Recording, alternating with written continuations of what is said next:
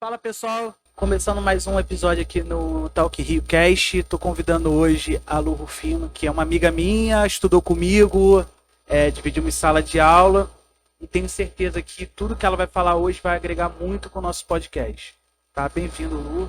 É um prazer estar aqui, né? Lembrar, matar a saudade do tempo de faculdade. E a gente conversando aqui, já ficamos uns 10, 15 minutos conversando e nem se demos conta e nem começamos a gravar. E só aí a gente já viu quanta coisa uma pessoa. E aí, a primeira pergunta que eu vou te fazer, antes de até te apresentar, que eu acho que é o jeito certo de começar uma conversa. Qual é o termo certo para eu me referir a uma pessoa cadeirante?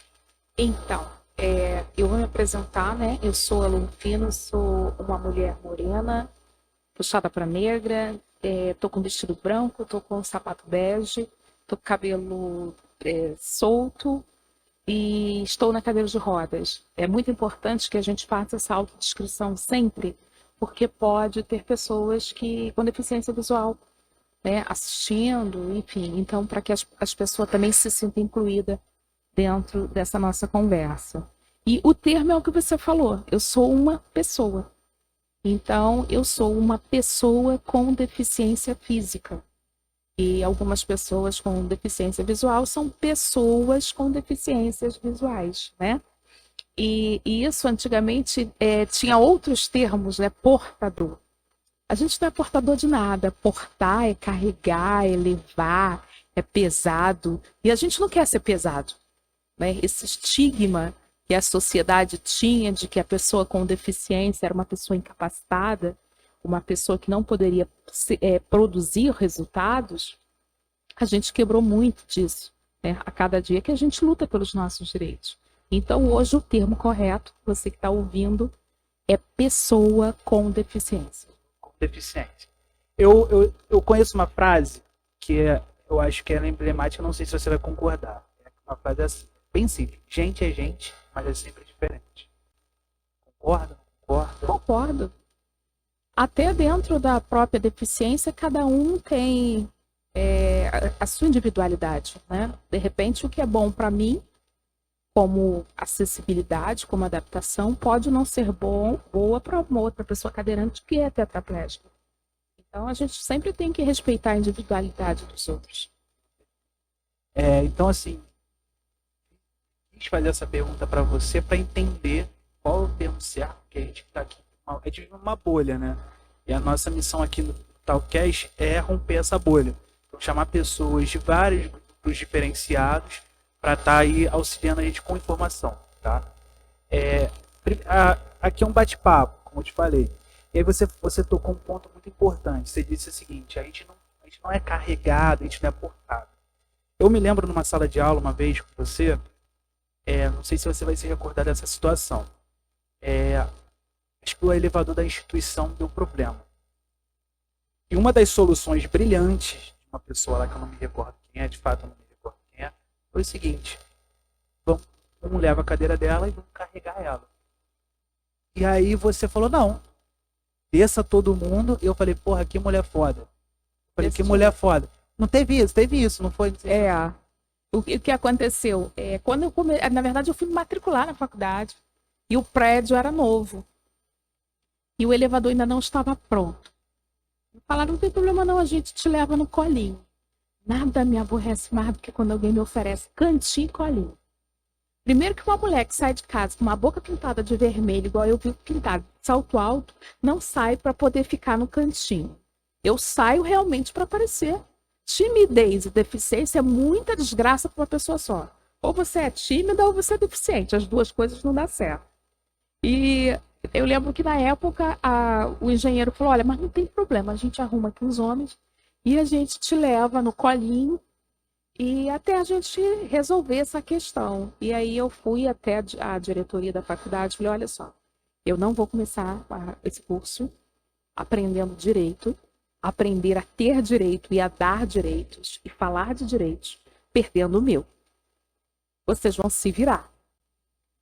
E aí a ideia maravilhosa que a faculdade teve é que eu não fiz nem o primeiro e nem o segundo semestre. Eu fui direto para o terceiro, sem ter feito o primeiro e o segundo, porque era num outro prédio que tinha rampa. Então, aí eu ganhei mais uma deficiência, né? Porque eu tinha superdotação. Eu não tinha as matérias de primeiro e segundo, fui estudar as de terceiro. E tinha que passar como todo mundo. Então, ali, a gente percebe que a vida de uma pessoa com deficiência, ela é muito mais complexa do que de uma vida de uma pessoa convencional. E aí, como eu não aceitei colinha, eu fui pro terceiro período, depois que todo mundo estava terminando, eu voltei para fazer com os calouros o primeiro e o segundo período. Lu, vamos começar então do início, né? A gente já se apresentou. Você é muito mais do que uma deficiência. E eu não sei da sua história. Você ficou. Você tem quantos anos hoje? Eu sei que é difícil falar. Falar idade eu não vou falar, não. Tá. Mas vamos lá. A deficiência para você, ela começa já na sua vida adulta, na sua... Eu falo sempre quando eu faço palestras, ou eu vou a cultos, né? Que Deus me escolheu para ser uma pessoa com deficiência. Porque Ele sabia que a deficiência não ia mudar a mulher que eu sou. E aos 8 meses eu tive poliomielite, uma doença que hoje é erradicada no Brasil, não existe mais, graças a Deus. Papais, mamães que estão ouvindo, levem as crianças para vacinar. A poliomielite não deixa só a pessoa com deficiência, como também pode matar. E aí a gente está aí, estamos na era da vacina. E aí a minha mãe me levou para me vacinar, mas parece que aquela dose que as crianças tomaram da minha comunidade, elas não estavam legal, enfim, aconteceu alguma coisa que além de mim, outras 3 crianças da mesma rua tiveram pólio após tomar aquela vacina e aparentemente teve algum problema naquele lote. Isso, gente, é coisa de 40 anos atrás. Hoje já está tudo muito mais aperfeiçoado e é para tomar a vacina sim. E a doença é erradicada, isso é importante dizer. E aí minha mãe me levou para tomar a vacina e dali, assim, eu tinha o meu corpo todo perfuradinho de agulhas e não sentia nenhuma reação. E durante 7 anos da minha vida, eu vivi mais fazendo fisioterapia do que em casa. E eu me lembro que os médicos diziam para minha mãe que eu não ia sobreviver nem aos 8 meses, né? Eu já estou na hora extra, eu estou com 47 anos, olha que maravilha. Falei minha idade. E aí, assim, com muita fisioterapia, eu comecei a andar. Eu andava com 2 muletas. Com muita dificuldade, jogando o corpo, né? Com muita dificuldade. E aos 20 anos, eu já tinha uma obesidade. Eu era muito gordinha, porque nunca sobe escada, né? A gente sempre tem uma facilidade para você ficar mais parada. E isso me deixou obesa. E aí eu fui para o Centro Esportivo Miésimo da Silva aqui. Comecei a fazer natação, uma coisa que eu detesto. Falo que tomo banho porque tenho obrigação. E me botaram lá porque eles acham que sabem o que é melhor pra gente, né? A gente que é mulher preta, que é mulher periférica, a gente já não tem direitos à escolha. Imagina então quando se trata de uma mulher com deficiência. Veio alguém e disse, não, é bom para ela nadar. Só que um dia eu passei numa porta de uma sala e tinha um pessoal fazendo jiu-jitsu. E ali a minha vida mudou, né? Tinha um negro de quase 2 metros. E eu achava ele muito grande. O nome dele era Alexandre Baraúna. Eu falei que se eu não fosse deficiente, se eu não usasse uma muleta, o meu sonho era fazer jiu-jitsu. Ele falou, por que você não tenta? Nossa, tentar é tão difícil. A gente tem medo da frustração, o medo de dar errado, né? Eu já tinha uma vida tão sacrificada. E isso foi numa quinta. Eu acho que eu fiquei uns 3 dias sem dormir. E numa terça-feira eu tive coragem, arrumei um kimono emprestado e comecei a fazer atividade física. E comecei a treinar, comecei a ter ganhos físicos e principalmente emocionais. Comecei a acreditar em mim. Muito. A minha autoconfiança, a minha autoestima. E eu comecei a me ver realmente como uma pessoa capaz de lutar. Não no tatame, mas lutar pela vida. Lutar pelos meus objetivos. E comecei a treinar. Claro que a luta começava de joelho. E aí eu ganhei a Copa Gama Filho. Fui classificada para o campeonato estadual. Depois fui classificada para o campeonato brasileiro. E sou a primeira mulher brasileira campeã mundial de jiu-jitsu em 2003 com uma deficiência. Sempre lutando com pessoas que não tinham deficiência, mas a luta começava no chão. E aí eu comecei a andar, normal. Ou ajuda às vezes para subir uma escada só de uma bengala. Mas eu fiquei bem condicionada. Te auxiliou nessa. Sim, porque meu corpo ficou mais fortalecido, né? E a minha autoestima também. Eu percebi que eu podia, porque eu estava muito acostumada com os meus pais me levando para todos os lugares. E aquilo ali, assim, essa super proteção que se dá à pessoa com deficiência, isso não é bom, porque eu não conseguia me desenvolver sozinha.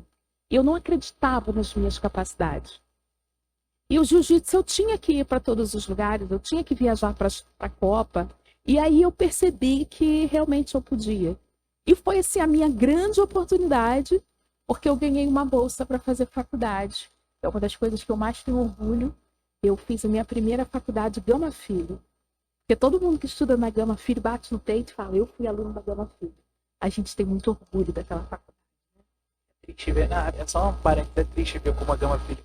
O que ela se tornou, né? Não, a gente se emociona quando Você fala passa ali no trem, você fala, cara. Cara, e assim, o sonho da gente que estudava na Gama Filho é que o primeiro dia de aula, Pedro Gama Filho ficava na porta e apertava a mão de cada aluno que chegava na faculdade. E todo mundo queria estudar na Gama Filho para primeiro dia de aula ganhar um aperto de mão de Pedro. Isso já te colocava no outro patamar de aluno. E aí, graças à minha deficiência, né, porque eu digo que Deus, quando quis me abençoar, Ele me deu uma deficiência. E aí eu ganhei uma bolsa de estudos e me formei em psicologia com 22 anos na faculdade do meu filho. Era graduação. E você chegou a exercer psicologia? Logo que eu me formei, eu fui chamada, eu trabalhava na Fundação Xuxa Meneghel, aqui na Pedra de Guaratiba. Eu era professora de jiu-jitsu e logo depois eu assumi a Você se tornou coordenação professora de jiu-jitsu? na Fundação Xuxa Meneghel. Tudo isso que eu tô falando tá lá no DVD O Circo, da Xuxa. Nos extras está lá a história da minha vida. E só um parênteses também. O espaço hoje está fechado, não tem nada. Não, hoje é Espaço Angélica Goulart, né? Trocou o nome, porque Dona Angélica morreu de câncer e era a pessoa responsável pela fundação. E hoje está em nome dela e ainda continua algumas atividades. Existem algumas atividades. Você tem alguma ligação em alguma. De vez em quando eu vou à festa, eles me chamam para fazer palestra.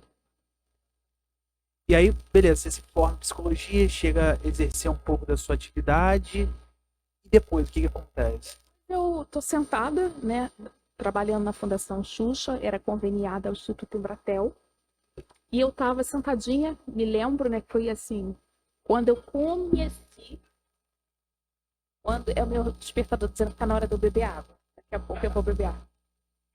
E quando eu conheci computador, né, que eu venho de um histórico de extrema pobreza. Meu pai morreu na praia vendendo. A minha mãe era empregada doméstica. Eu consegui me formar porque eu era uma pessoa com deficiência. Tinha uma bolsa de estudo porque eu era uma aluna com deficiência. Então, eu percebi na vida que, esse negócio de ser deficiente para mim é bom. Isso aí vai me abrir portas. Eu sempre usei no sentido bom da palavra deficiência a meu favor. Eu nunca me vitimizei. Não fiquei lamentando. Peraí, alguma coisa vai acontecer. Pessoa que fica se lamentando, vê portas se fechando. Você fez ao contrário. Você viu aonde as portas iam abrir para você. Hoje, eu tenho um instituto aqui em Campo Grande, né? Eu tenho 50 cadeirantes que desfilam para mim. E eu tenho a oportunidade de dar bolsas de estudo para essas moças em algumas faculdades, convênios, e elas vão falar para mim, Lu, é difícil. Eu falo, fala que é difícil para outra pessoa. Porque eu saía do Jardim Maravilha, pegava um ônibus, parava um homem que eu não sabia quem era que estava dentro do ônibus, e eu falava, moço, me pega no colo, me bota dentro desse ônibus, porque eu sabia que era a única oportunidade que eu tinha de sair daquele lugar e de ter uma vida melhor. Então, era humilhante? Era. Morar no Jardim Maravilha e estudar na Piedade. E foram 5 anos assim na minha vida. Pedindo para alguém que eu não sabia quem era, me coloca dentro desse ônibus. E eu não morri. E o que não te mata te fortalece, te faz mais forte. E eu acho que fez de mim essa mulher hoje que não abaixa a cabeça, sabe? Que luta por direitos. E aí eu fiquei lá na fundação e li um dia escrito assim, Banco Itaú, lugar para os melhores. E aí eu falei, pô, falou, melhor sou eu. Me chamou. Essas palavras, bom, maravilhoso, melhores, brilham para mim. É um chamado. E aí eu falei, sou eu. E eu fui fazer a inscrição, não conhecia ninguém. Né? Tinha 20 candidatas, graças a Deus tinha uma pessoa tóxica. Sempre tem gente tóxica no mundo. Sempre vai ter na vida da gente, né? Que ela disse, nossa, mas é uma vaga para essa gente toda. Eu vou embora. E aí começou a falar, mas é difícil. Você sabe que quem vai ficar é amigo de alguém. Você sabe que quem vai ficar, e é sempre assim, né, Matheus?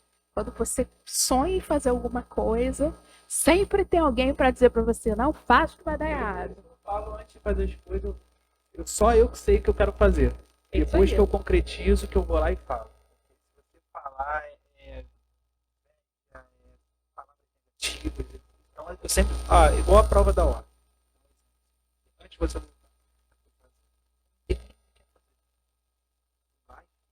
passei, depois do resultado, não vai fazer. Porque se eu falo, a prova é difícil, sei que lá foram tentando 13 vezes, e aí aquilo ali você já absorve de uma energia negativa, e aí você não consegue sair do lugar. Mas pode continuar, porque eu tô assim, quando o convidado é muito bom, a gente só fica aqui assistindo, ouvindo e admirando. É assim, cara, tá muito bom mesmo. Assim, você tá trazendo uma riqueza de detalhe. Eu tô me sentindo dentro da sua história, evoluindo, assim, vendo filme passar na minha frente, de verdade mesmo. Sabe, porque eu gosto muito de fazer palestras. Geralmente eu faço muita aula inaugural em faculdade, né? Porque quando eu olho para aquela menina lá de trás, que andava no porta-embrulho da bicicleta do pai, que eu tive que ser interna do Colégio das Freiras, porque nenhuma escola me aceitou na época, porque eu era uma pessoa com deficiência. Então, a escola das Freiras, ela não me aceitou por uma questão de legislação, era por uma questão de humanismo. Vamos deixar essa moça, né, com 2 moletinhas embaixo do braço estudar aqui. E para mim foi ótimo, porque eu saí de lá com 16 anos, já era professora. Então, assim, o que era para ser ruim, tem gente que faz limonada. Eu, como prefiro uma caipirinha, boto um gelo dentro, bato, vou beber esse negócio. Porque eu descobri que eu tenho uma vida e eu quero vivê-la da melhor maneira possível. Pode até ser que tenha outra, mas e se não tiver, vai dar ruim em tudo. Vou aproveitar essa. Então, assim, eu não vou me vitimizar.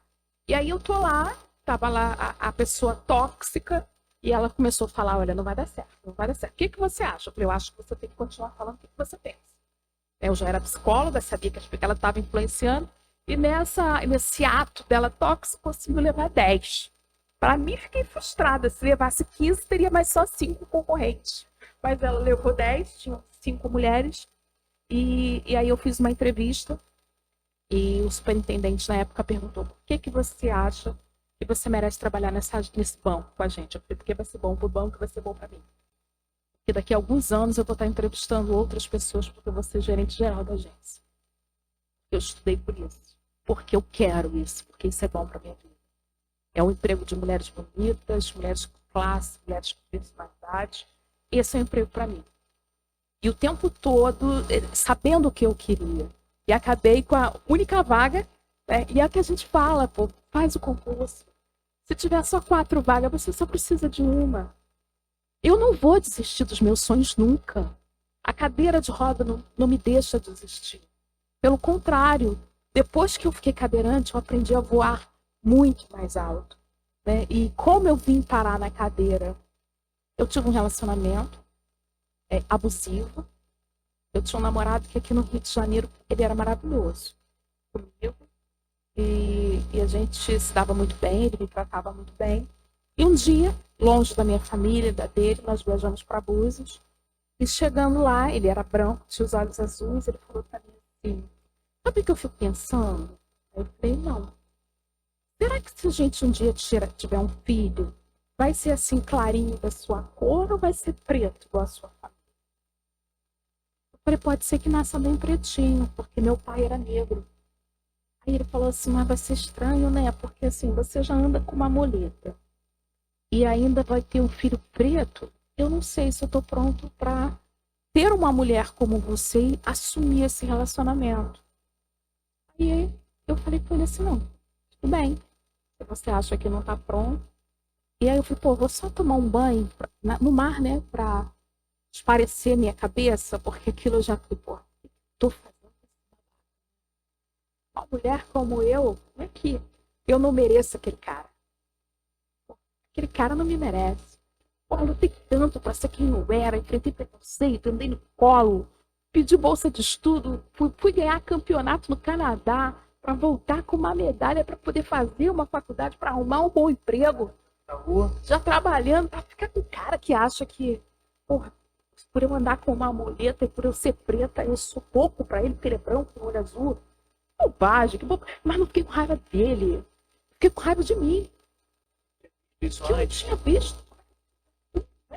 E aí eu tirei o vestido e fui caminhando pro mar. Ele falou assim, você tá de biquíni? Eu falei, tô. Ele falou, cara, pessoa como você tinha que usar no mínimo maiô. Eu não sei onde eu tô com a cabeça que eu não dou uma porrada dentro da sua cara. E quando ele falou aquilo, eu olhei no olho dele, sabia? Eu vi a porrada. A porrada estava dada. E aí eu recuei. Eu falei, você tem razão. Eu vou pro hotel, vou trocar de roupa, vou botar um maiô e já volto. Cheguei no hotel, peguei todas as minhas coisas, botei na mala, pedi o rapaz para poder me ajudar, botei as coisas do meu carro, já era adaptado para mim, vim embora para o Rio de Janeiro e para mim nunca mais eu ia ver aquele homem na minha vida. Acabou. E o resultado disso foram 4 medidas protetivas. Ele não aceitou ser homem branco, ser largado por uma mulher preta e uma mulher que ainda tinha uma muleta nas mãos. E sempre o porteiro do prédio me ligava e dizia assim, olha, dona Lu, aquele rapaz está de moto aqui ainda. E a gente chamava a polícia e ele fugia. Só que teve um dia que ele, ao invés de ir para frente do meu prédio, ele deu a volta por trás, apoiou a moto, pulou o muro que era baixo, ele tinha a chave da minha casa, entrou e me estuprou a noite toda.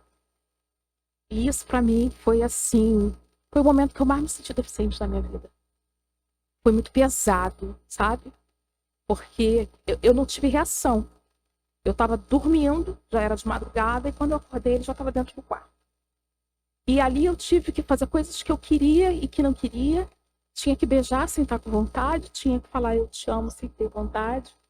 E ali foi o momento mais difícil da minha vida. E assim, de vez em quando ele segurava no meu pescoço. E eu ficava ali, naquela situação, e eu prometendo para mim, se eu sair daqui, eu vou ser uma outra mulher. Eu vou ser uma mulher muito mais forte. Se eu conseguir não morrer nessa noite, eu não vou abaixar a cabeça, não vou me calar. E aí eu consegui sair daquela situação, ele foi embora. E eu fui à delegacia, contei tudo o que acontece, mas ouçam, que coisa horrorosa, né? Nós não temos nenhum homem hoje no Brasil preso por violência doméstica. Nós temos homens presos por feminicídio. Por violência doméstica nós não temos. Nós precisamos mudar a lei. Nós não aguentamos mais ser estuprados. Chegou a virar processo, você foi em audiência. Ele pediu demissão do trabalho, ele não mora mais, ele sumiu. Não sei se hoje ainda está vivo, porque sumiu na fumaça. E aí eu me senti muito mal, já tinha uma sequela de pólio, né, que ataca o sistema nervoso central. Isso foi no sábado, na segunda liguei para o meu trabalho e falei para o meu chefe, olha, aconteceu isso e eu não tenho condição de trabalhar. Ele falou, se você não tem condição de trabalhar, pode trabalhar no banco da praça. Não foi dentro da agência que aconteceu, você precisa vir. E eu fui, mas totalmente desestabilizada. E aí me lembro como se fosse hoje, mais ou menos 3 horas da tarde, a porta do banco travou. E aí o segurança veio falar comigo, doutora, olha, a porta do banco travou, você precisa lá destravar. E quando eu levantei da minha mesa, com a bengala na mão, para destravar, era uma pessoa com o mesmo estereótipo que ele. Eu levantei, dei um passe, desmaiei. Fui parar no hospital e nunca mais andei. Todas as hérnias de disco que eu tinha encostaram no sistema nervoso central. E aí eu perdi o movimento das pernas. Como eu disse, eu já estava pré-determinada a ser uma mulher com deficiência. De qualquer maneira, isso não ia mudar a minha história. E aí, quando eu acordei, o médico falou, tem uma notícia boa e uma ruim para você. Aí eu falei assim, tá, qual é a ruim? Não, qual é a boa? Ele falou assim, a boa é que a partir de hoje você vai poder usar o salto alto que você sempre quis. Porque eu sempre andava com sandalinha rasteirinha por causa da bengala. E eu falei para ele, e a ruim? Ele falou, a ruim é que você teve um problema do sistema nervoso central, um problema físico que foi encadeado por um problema emocional grave e você não vai mais andar. Eu falei, quanto tempo eu preciso ficar internado? Ele falou, olha, deixa eu fazer uns tratamentos aqui, uns exames, depois você está liberado. Aí eu falei, tá, eu quero ir embora. Ele falou, para que você quer ir embora? Eu falei, que eu quero comprar um salto alto. Saí dali, me emprestaram uma cadeira de rodas e eu nunca mais tirei o salto alto do pé. Comecei a pensar em lutar por direitos, fiquei afastada do trabalho, voltei para a faculdade, fiz direito, me formei advogada, já no 7º período passei, fiz pós em direito processual penal. Hoje eu faço mestrado em políticas públicas internacionais para o direito da mulher. Comecei a desfilar, né, em escola de samba, sou porta-bandeira de uma escola de samba chamada Embaixadores da Alegria. Há 15 anos, agora 16, a gente abre o desfile das campeãs no Sambódromo. E essa escola me deu o prazer de ser a única porta-bandeira cadeirante do mundo. Em 2018, nós fomos para Londres, a convite do governo britânico, levar o samba sobre rodas. E para dar aula na Uniswan, que eu dava aula de ciências políticas, tive que fazer um desfile de modas e imaginei e patenteei um nome chamado Miss Cadeirantes. Eu criei uma instituição, hoje eu tenho 50 mulheres com deficiência que desfilam para mim e o Miss Cadeirante existe no Rio, Rio Grande do Sul, Bahia, Santa Catarina. E começou na faculdade. Você, por causa de mim. o Brasil tem um Miss Cadeirante. Eu percebi que a gente precisa empoderar essas mulheres, né? E a minha luta hoje é muito dentro do segmento e fora também, para mostrar que eu não sou menos mulher do que ninguém. Eu só ando na cadeira de rodas. E aí, uma vez eu lembro que dando entrevista, Matheus, para a Folha de São Paulo, foi muito engraçado. O repórter que só entrevista a Miss, ele falou, e você, Miss o quê? Eu falei, não sou Miss nada. Eu só dou faixa de Miss. E aí, na outra semana, eu fui chamada pelo movimento gay do Rio de Janeiro, que me deu a faixa de Miss Brasil Diversidade Social, pela luta, não só com deficientes, mas por todo o segmento. E hoje eu sou a Miss Brasil do movimento gay do Rio de Janeiro. Estou sem palavras. Eu não sabia o que originou a sua situação. Então até tem gente que está chorando aqui agora.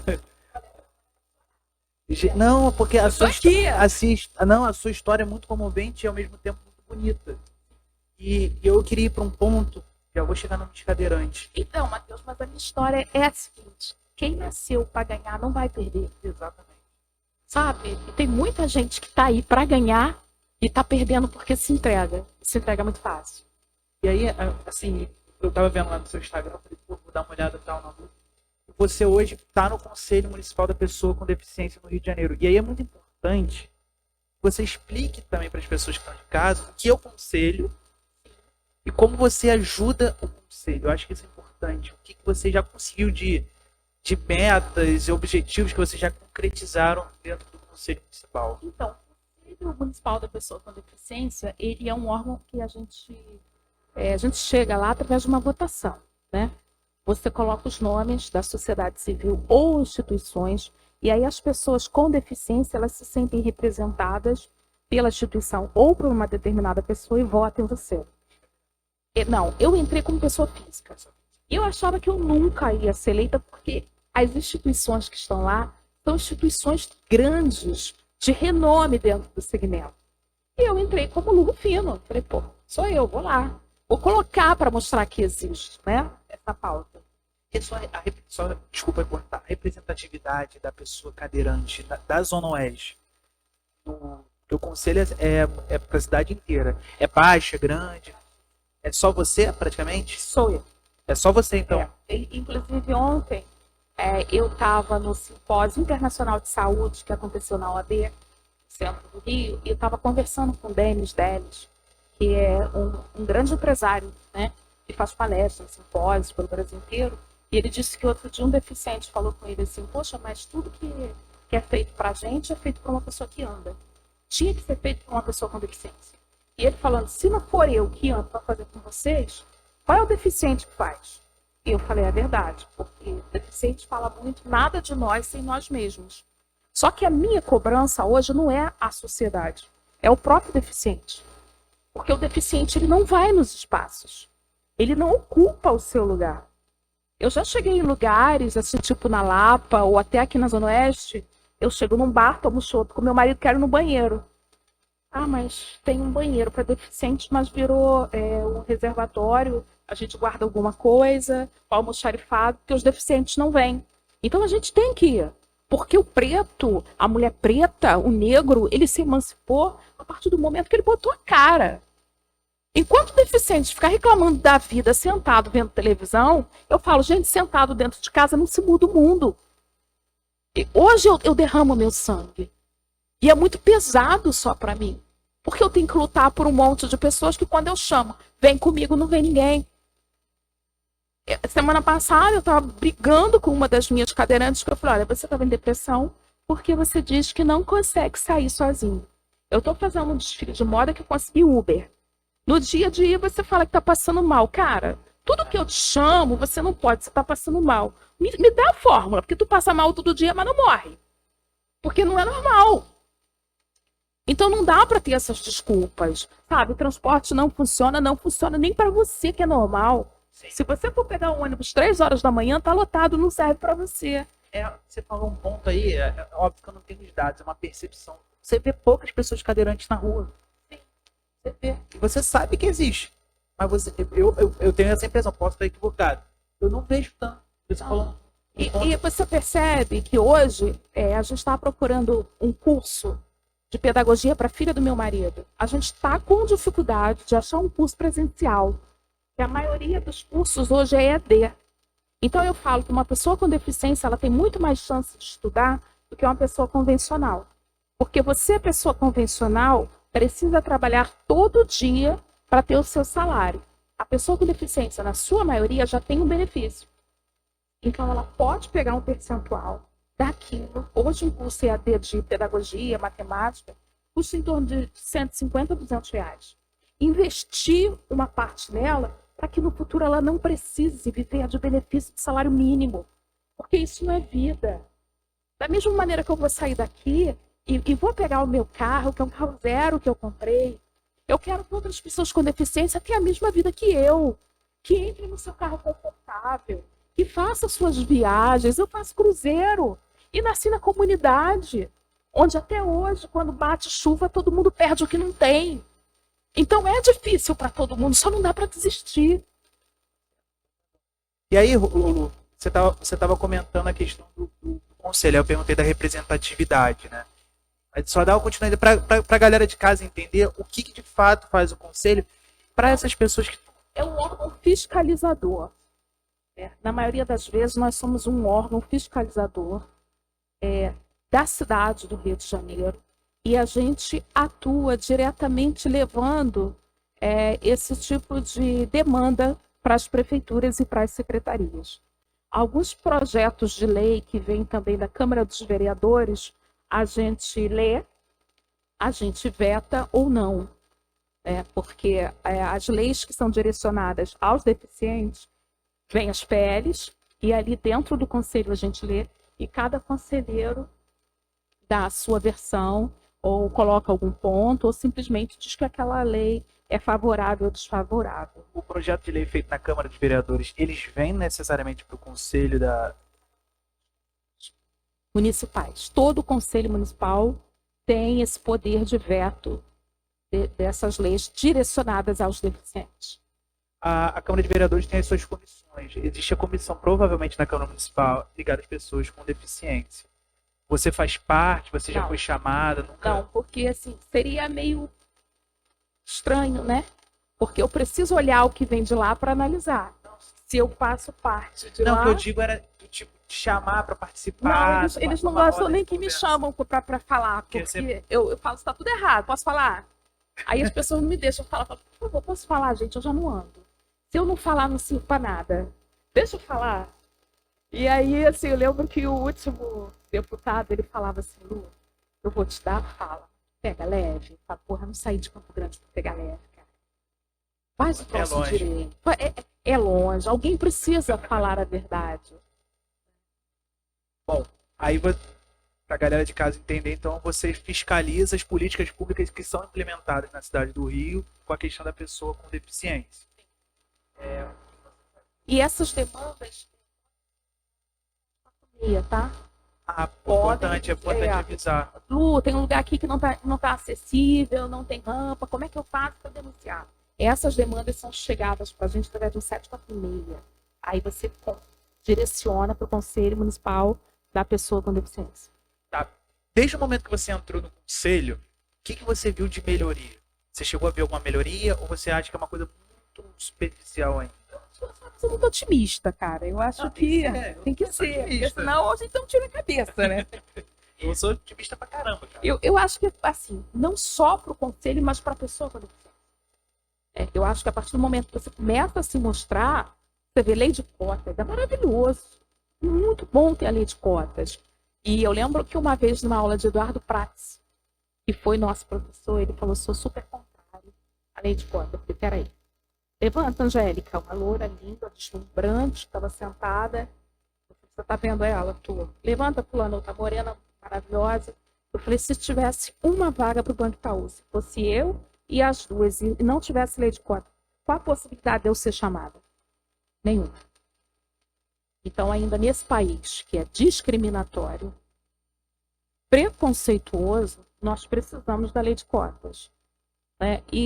Assim, e a gente precisa que o deficiente ocupe o espaço dele.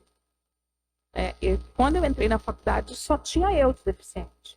Depois eu vi o Bruno entrar, que era um garoto cadeirante. Então, e cadê o resto do povo? E hoje eu tô com o professor na Uniswan. Não tive aluno cadeirante ainda. Eu tive um aluno no direito administrativo. Oh, Deus, agora não me recordo. Enfim, ele tinha, não era nem, ele era deficiente visual. E ele não era completamente, ele tinha uma porcentagem, né?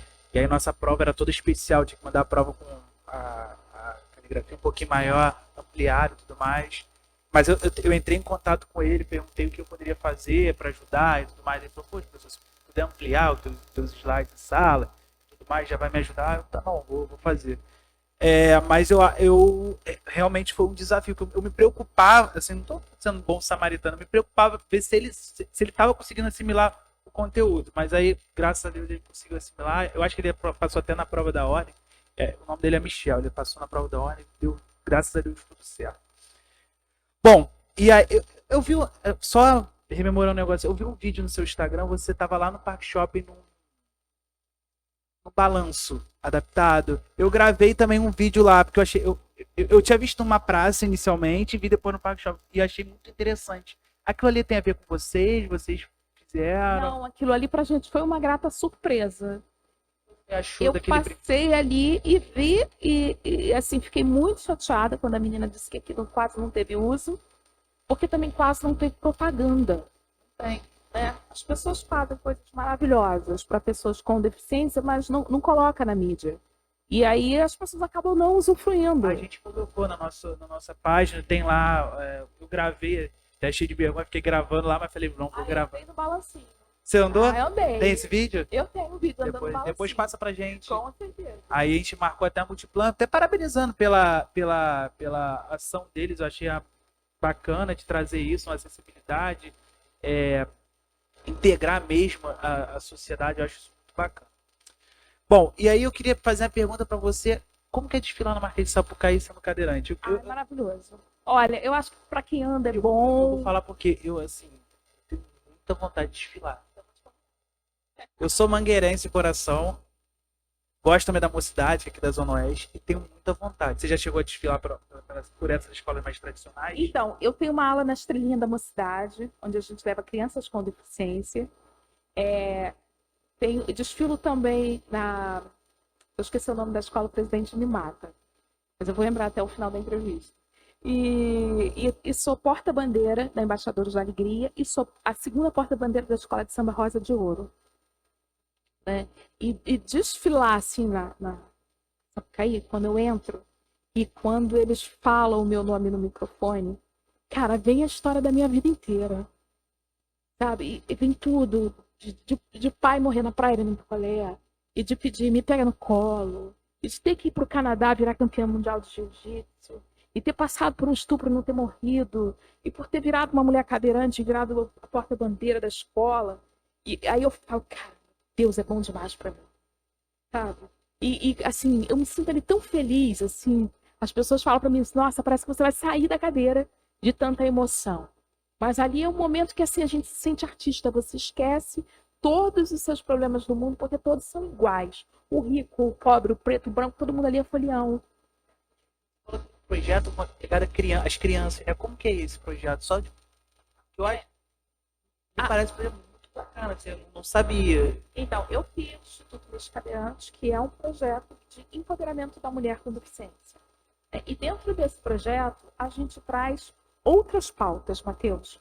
Porque assim, você jamais vai me chamar aqui para eu ficar falando para você, porra, ser deficiente é difícil, tem buraco na rua, sabe? Acessibilidade não funciona, porque já tem muito deficiente fazendo isso. Eu queria fazer uma outra pauta. Eu queria mostrar, principalmente para a mãe que está em casa, né? E eu falo muito isso quando eu faço palestra, porque senão a mãe acaba de descobrir que tem um filho autista, ou ela acaba de descobrir que tem um filho que vai ter uma tetraplegia, a vontade dela é dar um tiro na cabeça, porque acha que vai estar diante de uma pessoa totalmente infeliz.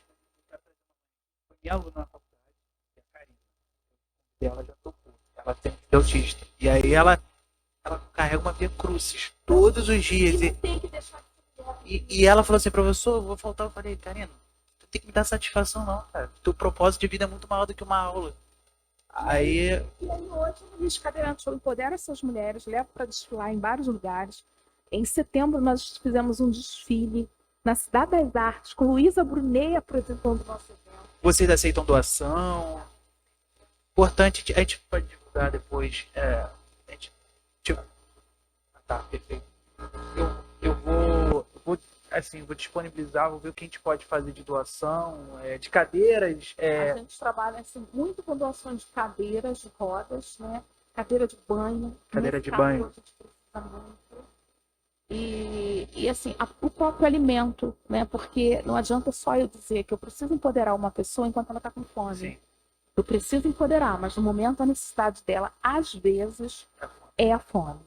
E aí a gente faz tudo, né? A gente trata. Entendi. E depois de fazer com as minhas cadeirantes, eu fui chamada também pelo pessoal de síndrome de Down, perguntando se eu tinha preconceito com pessoas com síndrome de Down. Eu falei, não, por quê? Por que você não faz desfile para síndrome de Down? E aí eu fiz no Parque Olímpico, na Barra, o Miss and Mr. Down. Onde fizemos um desfile de modas com pessoas com síndrome de Down dançando, com pessoas com síndrome de Down com talento. E fazer as coisas para mim é muito difícil. Não é porque você é deficiente que você vai fazer. Eu vou lá, faço um teste. Né? O cara que não tem perna, que nunca sambou na vida, que perdeu a perna, acha que vai ficar pulando no palco, para mim ele não é artista. Eu quero o artista. Sabe? Nos espetáculos que eu faço hoje. De outra forma, né? Sim, mas se ele não sabe dançar, ele vai dançar no outro lugar. Vai fazer vôlei, porra. Vai dançar no meu lugar, não. E eu quero o artista, sabe? Você olha e fala assim, caramba, nem percebi que aquela pessoa tinha uma deficiência. As minhas misses cadeirantes, elas são tão lindas. E as grandes marcas já te procuram? Sim. Qual marca assim? A gente faz desfile para Silvana Louro, a gente já teve patrocínio da L'Oréal. Porque quando a gente tem a mídia, e a gente teve mídia do Brasil inteiro, as próprias marcas procuram e oferecem durante a campanha vestido, roupas. E assim, esse é óbvio, eu não sou da moda. Mas existe já uma tendência à moda para pessoa cadeirante. Você já vê isso crescendo também, esse mercado? Tem roupa adaptada, né? Que geralmente quem vai precisar mais é de uma pessoa tetra, que ela tem mais dificuldade de vestir uma roupa convencional. Mas algumas marcas convencionais hoje já chamam as nossas modelos com deficiência para fazer comercial para eles também. E é um grande avanço. A gente quer quebrar protocolo, Sim. sabe? A gente quer entrar dentro de um meio e não falar, olha, isso aqui é para deficiente, isso aqui é para quem? Isso aqui é para todo mundo. Claro, opa, gente.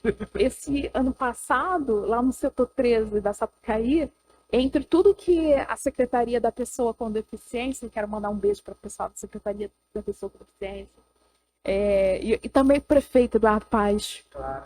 Eu preciso mandar esse beijo para ele, porque ele sabendo que eu sou essa mulher brigona, sabendo que eu sou conselheira. Já brigou muito com ele? Briguei muito com ele. Ainda me aceitou lá no PSD. E a gente está formando hoje o PSD Inclusão, porque a gente precisa de uma pauta, porque tudo é política. Tá? Tudo é política.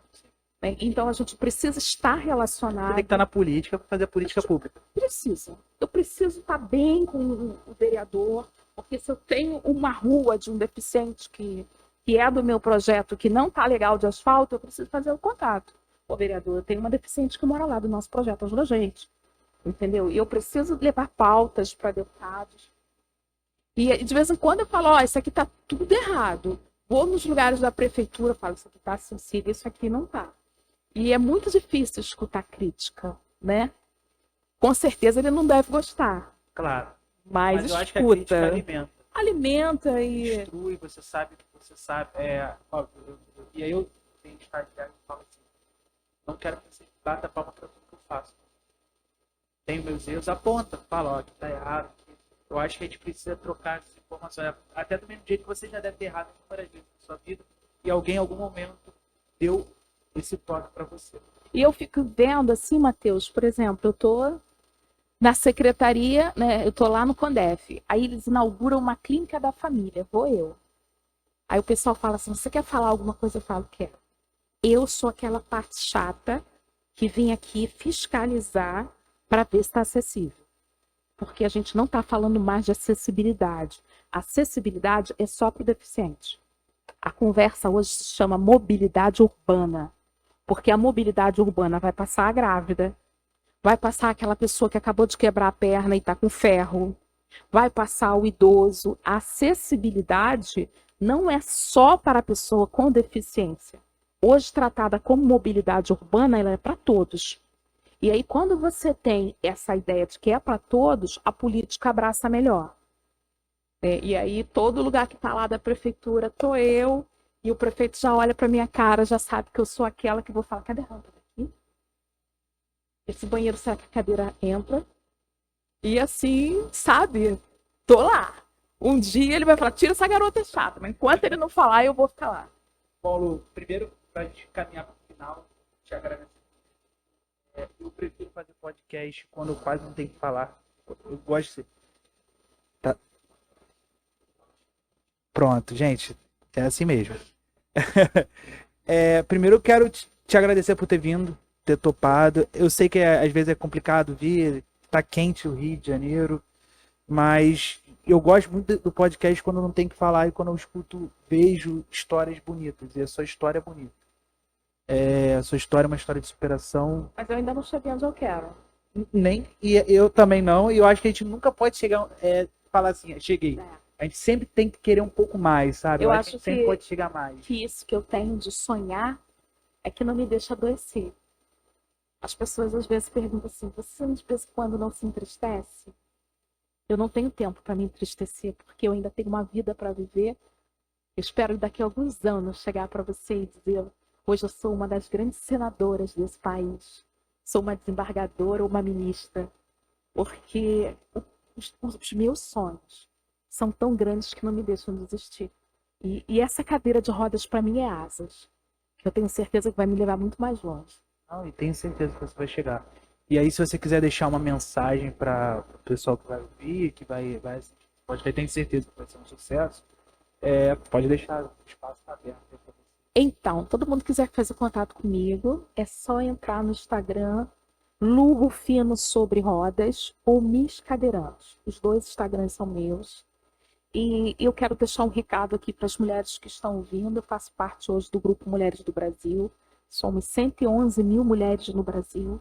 O grupo criado por Luísa Helena Trajano. E nós hoje estamos fazendo um enfrentamento à violência doméstica.